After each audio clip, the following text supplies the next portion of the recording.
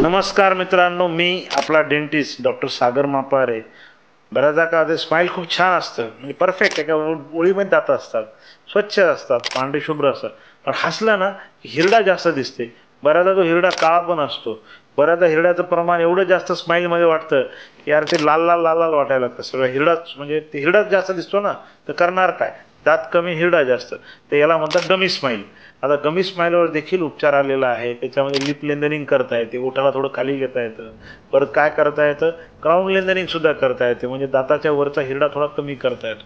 जर हिरडा काळा असेल तर त्या हिरड्याला आपण काय करू शकतो, परत आपण पिंक कलरचं करू शकतो. त्याला काय म्हणतात, जिंजॅवल पिलिंग म्हणतो आपण त्याला. वरच्या हिरड्याचं थोडंसं कवर असं काढतो आम्ही, आणि नवीन जे तयार होतं म्हणजे तयार होतं, आणि ते मात्र पिंक कलरचं येतं, छान येतं.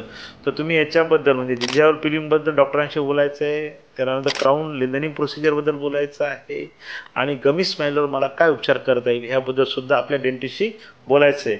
आणि अशा काही समस्या असतील तर मापा डेंटल हॉस्पिटलशी नक्की संपर्क साधायचा आहे.